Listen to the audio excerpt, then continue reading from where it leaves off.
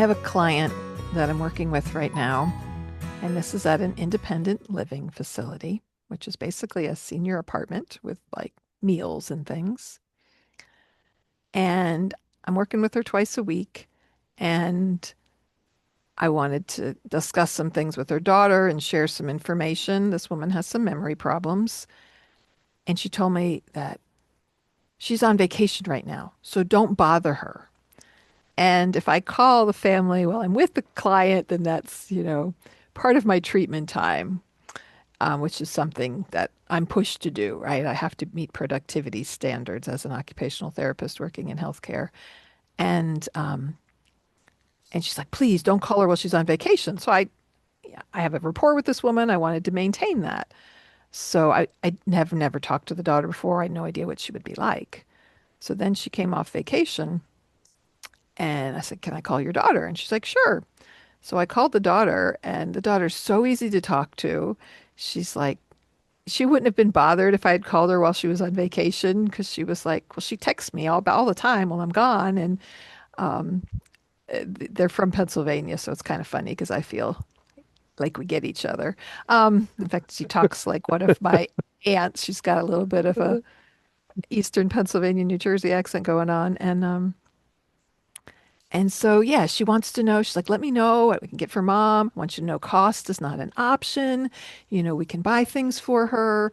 Yeah, we want to support her. I talked about some of the issues I was seeing, and she's like, yeah, and she's on top of things. She's like, yeah, with her, she's on chronic antibiotics for urinary tract infections because that can be a sign of confusion. And she goes, with her, we've discovered it's her potassium is low. If she's not drinking enough water, then that can cause things. And so she's real informed. She's very grateful for me sharing all this information and wants to know what she can do to help her mother.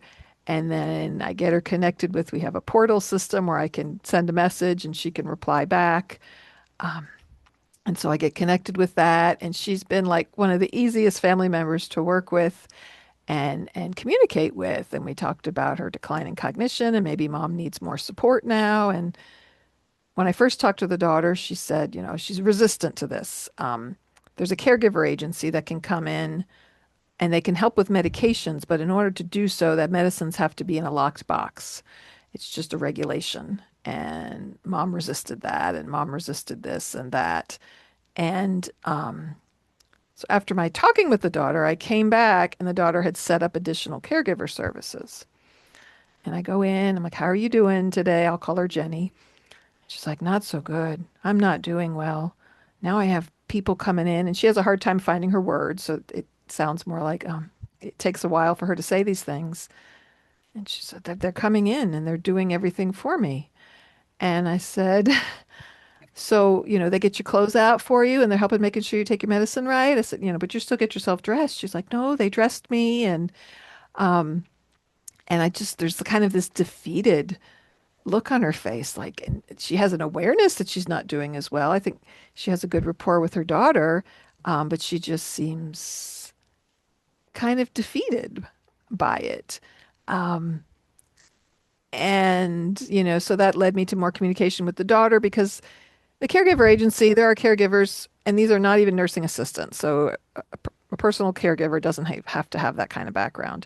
There are some that are good about allowing people to do what they can for themselves and letting them initiate and, here's your clothes, seeing if they can put them on. And others just think, oh, I'm here to help you. I'm going to do everything for you, not realizing how much independence that takes away from a person and how much it's going to contribute to a further decline in their ability if you do everything for them. So I've really developed a neat communication with the daughter and sharing information with her and finding things out because I also don't know when someone has cognitive impairment. They're telling me things, but I don't know 100% what the truth is and what's not the truth. And, this all stemmed from this person who's like, don't bother my daughter. She's on vacation. I don't want you to bother her.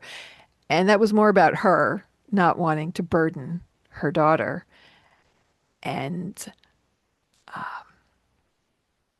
so, hello. This is Don. And this is Gina with Focused Healthy Family.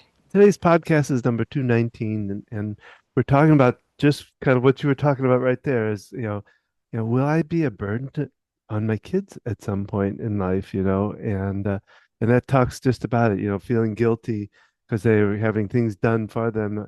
And am I cognitive enough to do some of these things Well, and just instead of, and that generation typically, I mean, baby boomers, but even older than that, they don't want to be a burden on their kids. Mhm. And they have this idea and they tell me, "Oh, I don't want to burden my kids."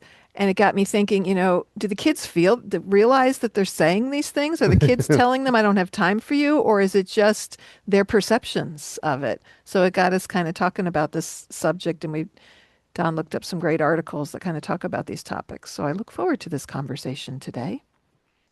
But I got a couple of jokes for you. Okay. And these are a little bit corny, but let's give them a try anyway, huh? Um, so did you hear about the kid that ate a frog? His mom was worried he's going to croak. And when does a regular joke become a mom joke? When the punchline is apparent. And there's one other one here. Oh, here's one. What did the buffalo say to her son as he left to school? Wait, what did the buffalo say to her son as he left for To school, school? yes. I don't know. Bye, son. Bye, son. I'm curious why that one joke said become a mom joke because you hear I know. dad jokes all the time, but you never hear the phrase mom joke. Well, because I found it under mom jokes, so I guess they put that on there, but But really, it's it could be any parent for that well, you matter. Yeah. hear that, it's a dad joke. Yeah. Dad jokes. You have a book called Dad Jokes and stuff, so they just changed that. That's funny. Um, So, and then what I was going to come up once again, we're using the Caregiver 101 guide. hold it steady so it'll zoom in and actually see it. I went off of the screen for a You second have to put it in myself. front of your face because it's gonna in front of your face Yeah. and Is it? don't move. Hold it still. Nope, it's still blurry. I'm not moving. Well, it's yeah, Yeah, I don't know why it. its focus is on you, Yeah, I know. not the book. Anyways, So it's there it called is. There it is. Caregiver 101 by Mike Collins. The 101 ways to keep caregiving from making you crazy. And this just made me crazy. All right. This is tip number 72. And we were talking about burdens today. And this is talking about caregivers and finding someone to listen to them. But I thought since we're talking about this, we're talking about somebody that's feeling guilty about things, feeling they probably need somebody to talk to. The children caring for them and stuff like that. But anyway, I wanted to read it anyway. Again, it's finding a good listener. Find a friend for whom you can talk about your problem, but don't wear out your welcome. Be willing to listen to their issues too. Good way to vent is to call or go to a friend and say, I need to vent for about 10 minutes. Just listen. At the end of 10 minutes, stop and ask them uh, suggestions. Oh my gosh, I messed up. Stop me. And if you have any suggestions that would appreciate hearing them. Also, remember that as crazy it may sound, pets are great listeners, and you don't have to listen to their problems at all. It's interesting that you say that about pets because we have a lot of people who want to bring their pets to independent living, and that's something you can do even at assisted living places. And sometimes people are like, oh, but they take so much care, and then you've got to do this and you got to do that. And yet, the value of them having someone to care for and having that pet as a companion is wonderful. And you can't just, they don't realize, they think, oh, this is too much work for you. And But it's not, you're really not much more than well, taking but care of a child.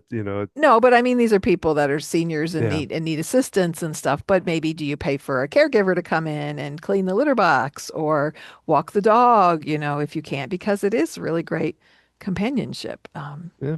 Just for people. But having a person around let alone talking to them. But yeah, I have a client, he had a stroke and it affected his speech. So he understands things. He can communicate writing. He can get some sounds out, but if he really wants to tell me something and he can't gesture it, he's got to write it, but he understands everything. But he's got a dog.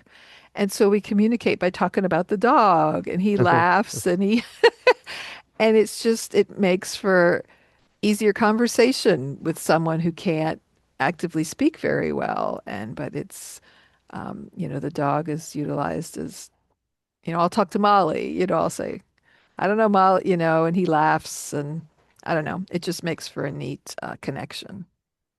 So one of the first things I took up was this one. It talks about why parents feel they're being a burden. And I thought I'd list the items and we can talk more. We can go into detail on it. But Yeah, I kind of like, yeah, the other thing that you found. Okay. yeah, So well, I want to this go over idea, this and then we can go this to, idea of, yeah, why, it says 50% of aging parents say they're worried about being a burden you know, to their children. So even us, Generation X people, not quite there yet, but think about this for the future and then think about yourself. Do you want to be a burden to your kids and what does that mean? And then think about maybe a parent that you're taking care of. yeah. Because 'Cause- we might tell them, well, just don't. No, you're not a burden, but it's not that simple. well, and the first thing they talk about is, they're worried about complicating your already busy life, so they're worried about you. They talk about, you never give up being a parent. And so the worry continues on, so they're worried about saying too much to you and getting you to worry about it, you Yeah. know. The second one, they talk about they're afraid that by asking for help, they're losing control. And you were talking about that earlier about that. And one thing that came into mind, and it was kind of the opposite of what we talked about, but way back, I don't know, I was moved away at the time, but I was thinking about my mom through the holidays, and I thought, wouldn't it be great if I hired somebody in to come clean their house, And so I looked up different companies, I talked with them and figured out somebody that might be good. And I decided to send it, I ordered, I think, one or two different visits at least, and I mentioned it like the day before they were going to come because I didn't want them to scare her or anything. And she got very upset. What do you mean? I don't need anybody clean my, she got real defensive about it. She let the one come because I already ordered it, but you don't need, I don't, I couldn't believe how upset she got over it, because she was so worried about, is she, I think the kind of the idea of, am I losing control? Is this Yeah. going to be the burden that I'm going to have to take And it on, can be, is you telling me I'm not good at cleaning my house? It could be Well, an yeah, that's the other. insult. She could be don't want people in her house that she doesn't know. Yet Yeah. your mom would be 100 if she was living, so she's of the Yeah, she silent would. generation or whatever. Well, your mom Um, even talked about not really wanting people around the house and all that, Um, and then the last one they talk about they're concerned that you'll worry too much. yeah. Yeah, if I tell you this, then you're going to be all worried and you got enough on your plate to worry about, and I don't want to cause you concern. The beginning of this article, it it quotes an author, Michelle Hansen, who wrote an article, and she said that parents are meant to help support their children, not become an intolerable burden upon them, especially when they're struggling. So just this idea that I'm your parent and I'm supposed to help you. You're not supposed to help me. And so it's this mindset. Well, is she talking about the up because she's what I heard you say, she's talking about not being the burden, but we're really talking about opposite of it, aren't we? The opposite of it. Well, what the way you said it, it was talking about parents shouldn't be the burden Well, on yeah, it's that idea that they have. yeah, It's the idea that they feel that, yeah, when, think about us raising our children, right? We tell them, don't worry about us, take care of you. We have a kid who worries about finances, and I'm like, that's my responsibility. It's not yours. So this is how we raise our kids. But then when they're adults as well, you know, we we still see them as kids, especially older generations, even though they're grown and have their own family, their own job. You know, I have people all the time that tell me, they're treating me like a child, and some are like they get that they need help now, but others are very, I'm still your mother. It yeah, doesn't yeah. matter. I am still your mother, and you're not going to tell me how to do things. And it kind of comes from this idea that it's not We just an set on this idea. arrogance, but it's just my job is to help you. Yeah. Your job is not to turn around and help me. And this generation, like baby boomers and older, their parents, going back a little bit, they didn't live long enough to reach these ages. You think about dementia and how common it is Yeah. now. That part of that reason is because people didn't live that long before, Yeah. right?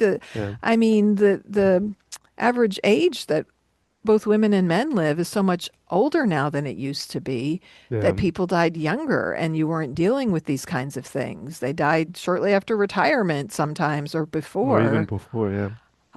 And so as people are living longer and we have the medical ability to extend lives longer, even with multiple health conditions, we're seeing, yeah, people needing more assistance. So there's compounding factors there involved, and different generations have different ways of looking at things and dealing with things. I realize that, people say that all the time. I don't want to be a burden to my kids. Um, and sometimes their kids are telling them, I don't have time. I don't have time. And then I started thinking, well, how often is it the kids saying that?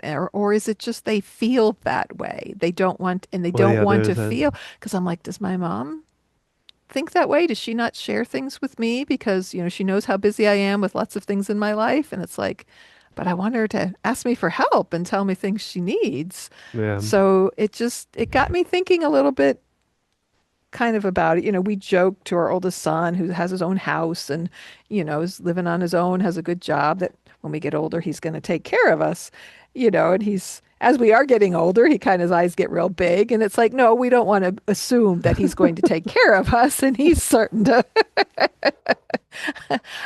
we have to scale back on what we're saying. You've had multiple health Hmm. problems, and this is looking more like the future is coming as far as us being older.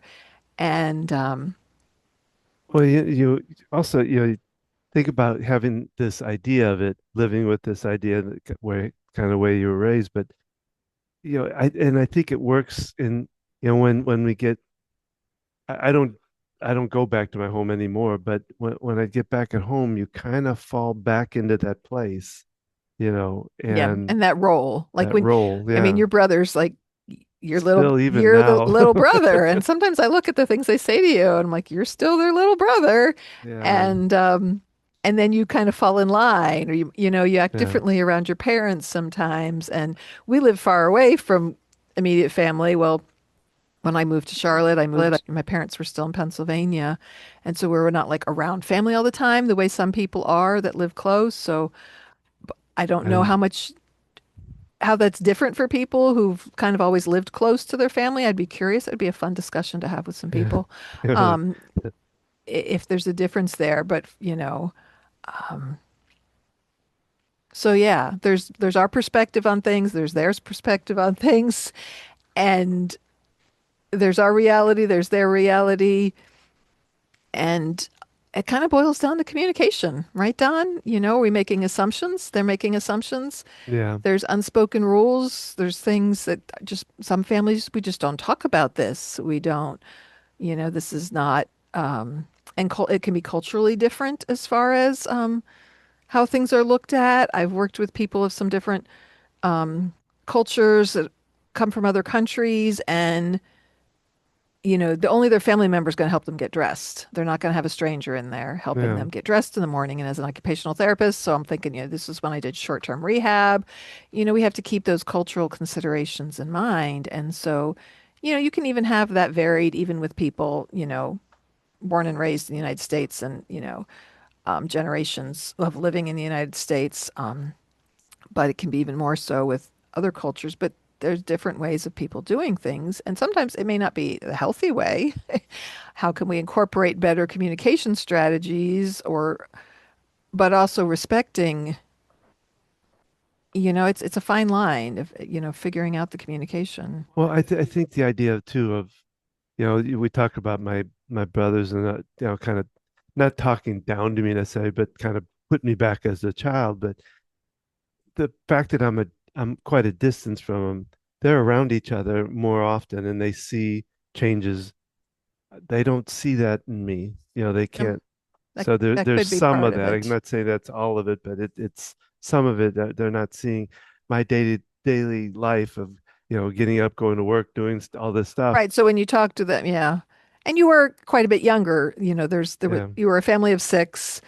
The sibling closest to your age died as a child, and so they're literally 5 years older than you. What, Well, 8, 12's the 10, oldest, I think, 12? Well, something like that. um, but yeah, right. And so like, um, Well, and the other thing that with the list we talked about, we haven't gone through the other part of this, but the one that, you asked me if I was, I guess, relating to any of this or understand, the one that really got me was this feeling their mortality. hmm, I that has, well, going through what I've gone through in my life, you kind of, it tends to stick to you a little bit more. And so when I read that one, that's the one, and it doesn't, they talk about it, sometimes it's kind of like hangs on you after a while. I don't think about it that often, but it still comes a lot closer as you get older to what mortality is like and what that could be like. makes you more aware of that. Like, teenagers feel invincible, and Yeah. that's where their brain's at developmentally. That's how they take chances. That's how they build their independence.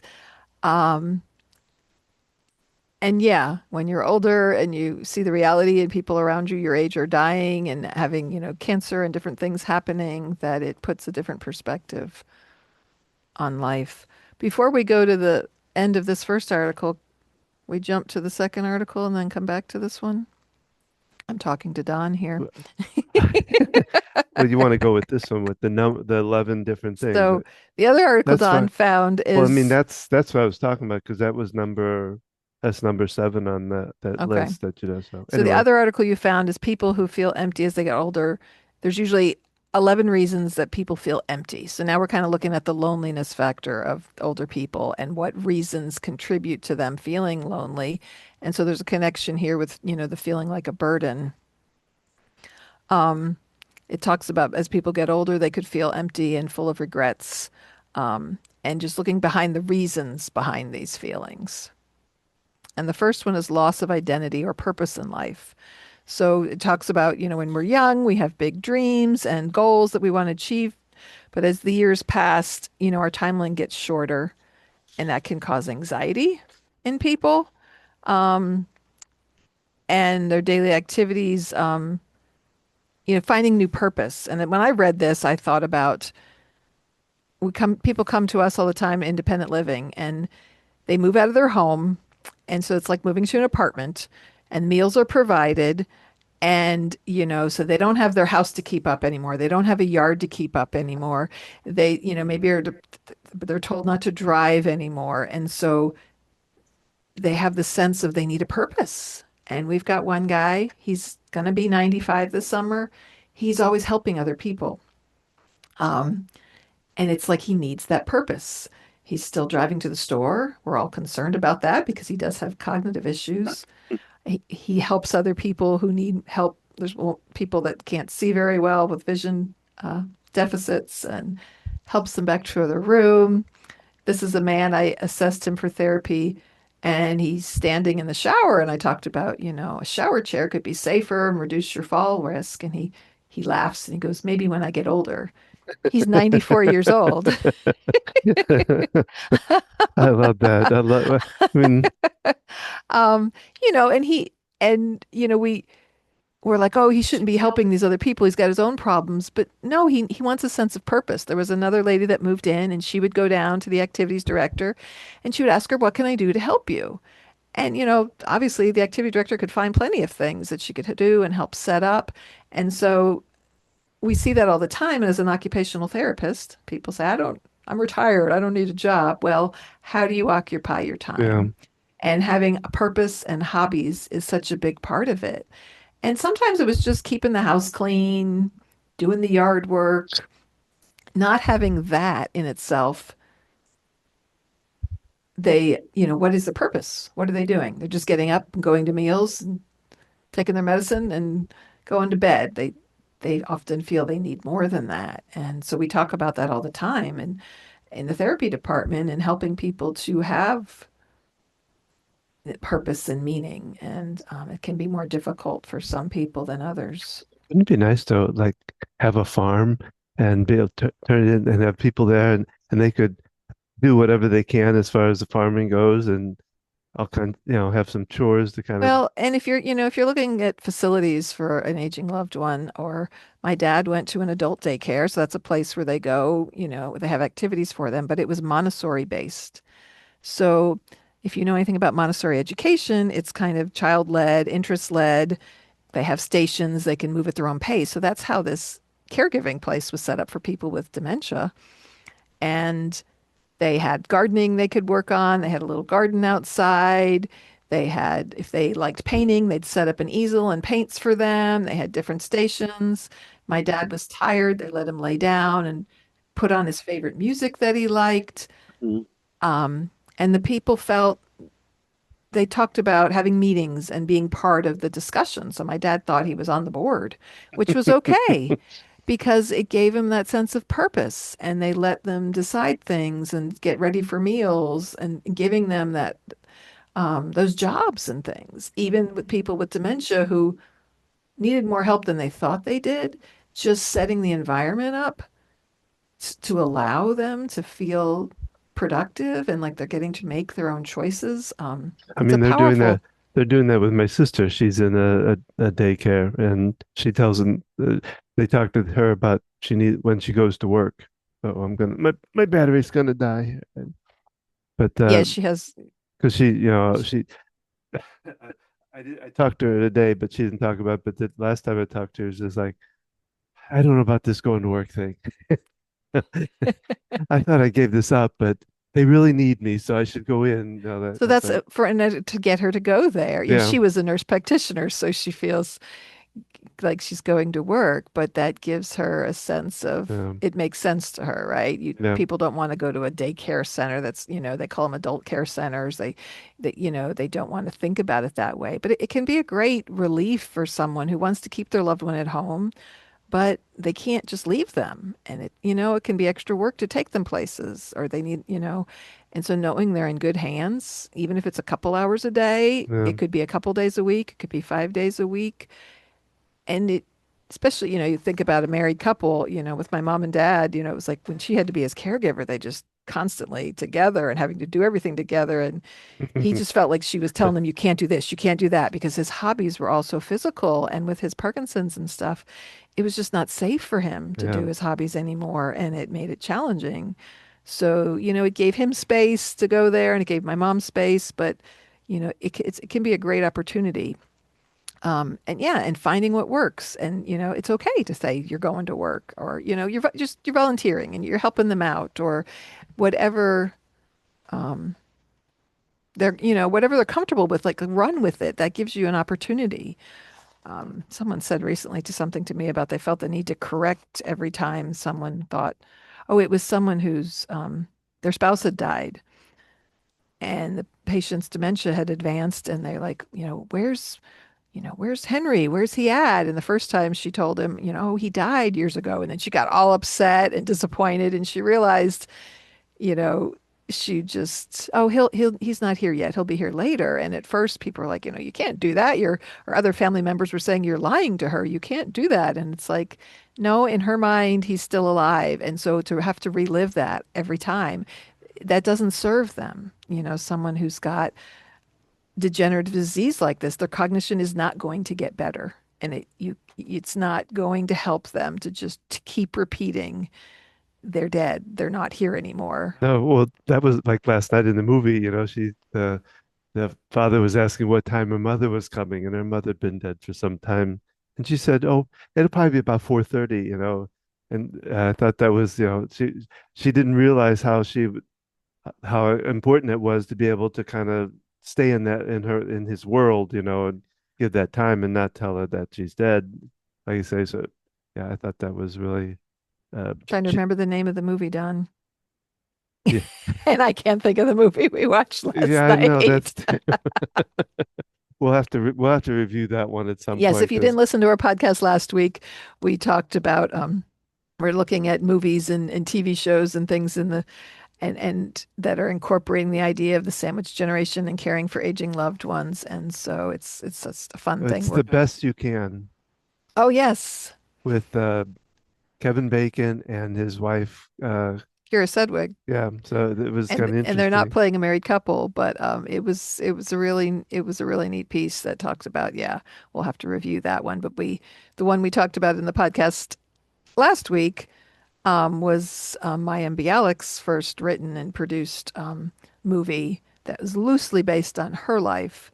Um, I'm forgetting the name of it. So, uh, as you made us, As you as made you us, as you made us. so Yeah, I'm remembering this. yeah, I'm good. yeah. I'm getting better here. So, well, Um, the next one on here is social isolation, and we've sure. kind of talked about this quite a bit, but that's, yeah, we don't realize, like I say, as you get older and your family moves out and friends, some of them die and or move on, and without something to be able to get that socialization in, it can be And if they can't difficult. drive anywhere, Yeah. it can lead to feelings of loneliness. And it says, in this article, it says it can have a negative impact on their mental health.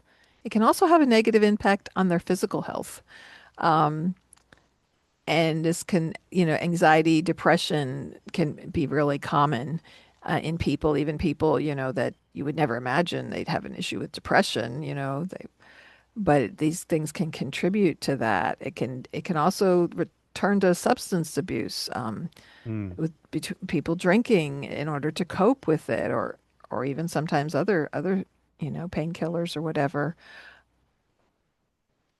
Well, and it leads to the next one, which is health challenges, because as we if we get depressed, if we're going to fight or flight, and it can start causing some illnesses, and plus you stop maybe even caring about yourself at a certain point if you're that Yeah. that lonely or whatever. And it talks about as we get older, and this is what I mentioned earlier, people are living longer.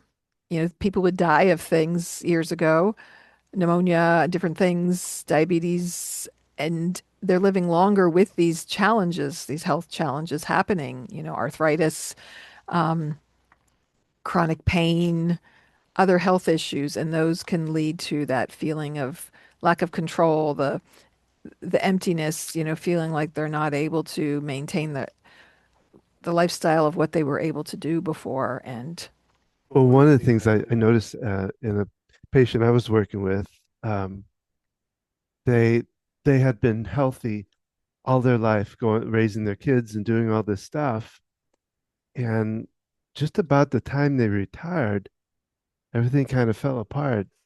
And I started thinking about it, that what they did was they were living in a place with all the challenges, all the things going on. One, they weren't taking care of themselves. They lived in a lot of stress through their life. And it finally like, caught up with them in a way, which is not good at that age, and to be able to try to get out of that. We talked a lot about that, and of course we tapped our way through it too. But there's another side to that. Like I've worked with people and that they don't fall or get injured until they retire. And I'm sure there's a component of it is that feeling like they have a purpose. yeah, And also just even going to work, even if you're sitting at your job, the activity level, it's changed. I try to explain that to people all the time, even if they lived at home and didn't go anywhere. Well, you walked around the house, you got, you made yourself meals, even if it was just getting a thing out of the freezer and heating it up. You had to open the refrigerator up. You had to take it out. You had to put it in the microwave. You had to carry it to the table. Like if you're, people that come to rehab, they fell, they broke their leg, or even if they just were sick with pneumonia and they're recovering, like I can do all those things. I did all those things at home before. I can do them. They don't realize the impact on their endurance yeah. that it has. And it's like, you were doing it before, but right now people are handing you your clothing. People are bringing you your meals. Your physical activity has been cut in half or more compared Mhm. to what you were doing. And the older we are, the slower it is to recover. What the way they say for every 1 day in bed, it's 3 days to recover. It could be longer for elderly people, but that lack of activity, it takes time to build that back up. Think about if you're I know our listeners might be of varying ages, but if you're like Dot and I, somewhere between 50 and 70, when you get sick now and you feel yucky, then you try to go take your walk and you're a little more winded or what, depending on what your prior activity level is. But add that to different medical complexities in being in the hospital and not allowed to be up and moving around, um, it can have a big impact on that functioning. I'm trying to circle back around to what we were first talking about because I'm going off on tangents here because there's just so much to talk about here. Um, you I mean, know, we might have to make this into like a two, three parts because well, yeah, there's so we much to could every bit of expand it. upon it in finer details, but so thinking about those things and those health challenges, the next one talks about cognitive decline. And again, another area of my expertise here. It can cognitive decline can also change people's personalities. Mm. And so your fun-loving mother now with dementia or Alzheimer's or whatever is acting out, saying mean things, acting differently, the part of the brain can be affected. We see this a lot with there's something called frontotemporal dementia. And that part of our brain controls our impulse control, our personality, and all different kinds of things. You see those with strokes that affected that area of the brain. Um, and so now you're dealing with someone who doesn't seem like the person that they were. And that can make it more challenging on them, as well as on the caregiver, right, who's caring for them. And the other things is having regret. It talks about people, they have more time. So they're reflecting on things Yeah. from their past, unresolved issues.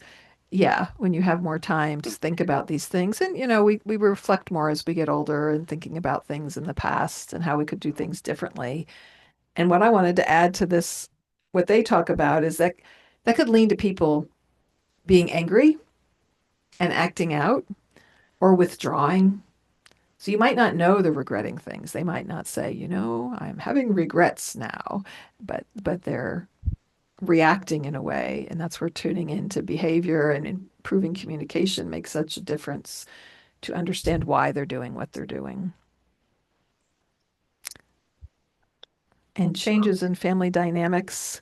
Um, That has a lot of avenues to it too, because it could be a lot, could be a death, it could be people moving out, or like we talked about the fly. Remember we did a podcast on them coming back, yes. they leave and they come back.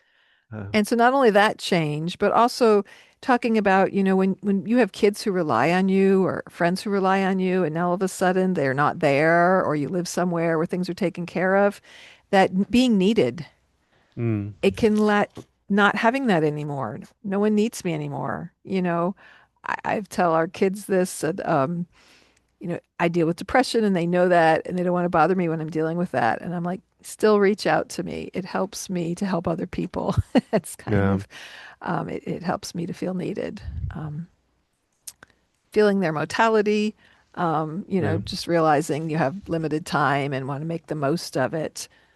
This eight is a big one, loss of autonomy, yeah, having control over what we do. I see that all the time. I see that, in multiple areas where I work. We've seen it with our own family members, just feeling out of control and wanting to have a say in their life. And this can lead to, yeah, and out of control says of your own actions, but also decisions. People start making decisions for you. yeah. And think about yourself, if you're listening to this podcast, you're middle aged, whatever, your kids, even if they're not grown yet, what would you want as you get older? Can you put yourself in the shoes of your parent or your grandparent and think about what if that's me down the road? And for anyone who says, no, that's not going to happen to me, you don't know what's in your future. You can take absolute, really good care of yourself Hmm. and be hit by a car and suffer a brain injury. Some freak accident can happen. You could have underlying health problems that you don't know about, like Don experienced. His first heart attack caught us all totally off guard. Um, and so we don't know. We don't know what the future holds. And so, really stopping to think about yourself and what would I want in this situation and how can I do this differently? Um, You might want to listen back to our the one we talked with the long-term care person, but getting Yeah, yourself. we've had lots of other podcasts that cover similar topics as this. So if these are hitting on a nerve, you can search keywords, right, to find one of our former podcasts. Is that correct, Don? Can they put Yeah, keywords in into a search? they can go down in even in YouTube you can search under that.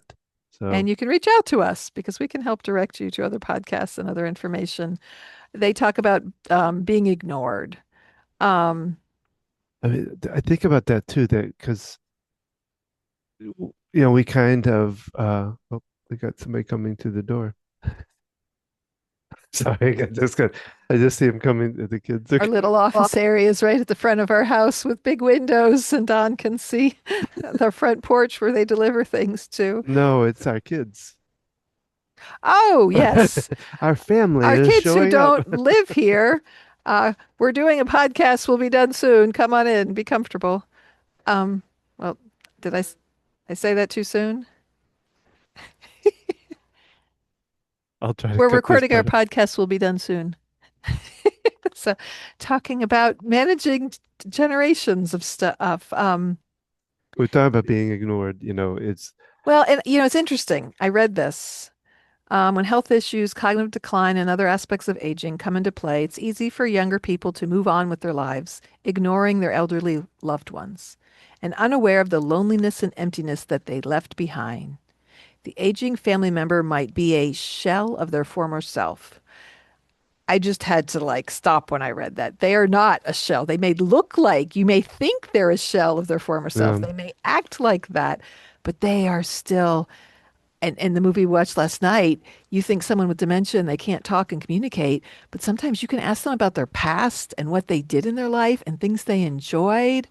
And there's ways to do this when people can't speak either, but Well, still a human in there, and there is still, a whole person. I mean, they had that book. Remember that she the Well, he was able to talk. yeah, He was able to still communicate. So but still, sometimes you get people. the stuff he came out with. And he It was able to, was and that's often the thing. They can relive the past, but not current memories. And yeah, engaging with them because they are not a shell of their former self. I had to argue with that point on there, but realizing that they've lived a whole life, and you can still, it's like if you having kids around, whether they're grown or younger, ask grandma about this, ask grandma mm, about if she ever shot a gun, or ask grandma, giving them an opportunity to connect with them because there is still a lot. They're more than a shell. So to touch on the other things here, exclusion, if someone is physically limited with what they can do, then people might not, invite them to something. And the other aspect of it is if you turn them down and say no, I can't go, well then people might stop asking you yeah. to go. Or, um this really touched on me when people like I don't want to bother you. You're struggling, you have a and I think about this like with my parents or just anyone caring for somebody else, and you're like, people will be like, "Oh, I don't want to bother you. I don't want to interfere." And a lot of times reach out because they might need that. They can let them decide what they can and can't do, right? They Yeah. they might like just that connecting, that reaching out. And when you're avoiding people thinking it's too much on them or they can't do it, what can they do? Um, um, Well, and the last one is kind of what we started to talk about with this, and I think it's something that we need to go back to that first article and probably expand on this, like I said. yeah, the And first article talked about, why parents feel like they're being a burden, and it talks about what you should look for and how to handle it. yeah, Um, it says there's a balance between respecting your parents' right to privacy, um, and encouraging them to communicate with you in case of an emergency, and as far as important health information. So again, it goes back to communication, and you can't demand all the information, but finding a way to get information to help them and letting them know, in order for me to help you. The cat just came through the curtain. Um, um, threw me off there, sunshine. What you should look for, paying attention to your parents? Are they getting bruises because they're bumping, they're falling and not telling people? A lot of times they won't want to let anyone tell. Are they having money troubles? Is something happening that could be a sign of a cognitive decline? Um, they might have that feeling that they don't want to be a burden, and so they're doing things to put themselves in danger and not, asking for help. We've talked about that before. Um, so setting things up ahead of time. If your parent doesn't want to talk about it, say, how about, your grandson can come once a week and take you where you need to go. They'll be here at this time. So if you don't have anywhere to go, you can just go for a ride. Like setting things up for them, incorporating ways to help them. And it boils down to how you communicate and how you offer that help. Um, so there's a lot more we can talk about here, and we certainly will I think we will, yeah, do in another. more episodes. Because yeah, just thinking about it from those two different perspectives is we have to realize whoever we're caring for, our parent, they're a different person. They had different life experiences, and we need to respect that. Um, and finding ways to communicate, just recognizing these things and how it can affect their health. And if your parent says, I don't want to be a burden to you, and you say, you're not a burden, don't worry about that, that's not going to make it go away. They still have that feeling, and you Yeah. can't just tell them not to. It's like, don't be so sad, cheer up, be happy. Um, so, thank you for joining us today. That's our podcast for today. Focused Healthy Family. If you've enjoyed this conversation, please like, subscribe, and share this podcast with anyone you know who might benefit from it, as well as all of our other podcasts. We've covered a variety of topics. If stress, panic, or overwhelm are beginning to interfere with your daily routine, consider Don's EFT Discovery series. I've talked too much today. EFT tapping is often described as weird, but wow, this works when they learn about it. So check that out. For wellness tips, caregiver resources, and more episodes, visit focusedhealthyfamily.com or focusedhealthyfamilypodcast.com. You can connect with us on social media.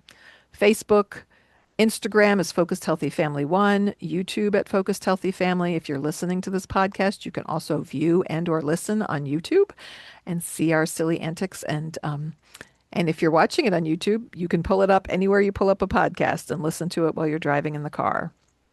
Know that Don is available to speak to organizations, caregiver groups, healthcare teams, and community groups about practical ways to reduce stress and build resilience in caregiving environments. For more information about booking Don to speak at your location, please reach out to schedule a presentation or a workshop. And remember, how you speak to your children and your loved ones today shapes their future and yours.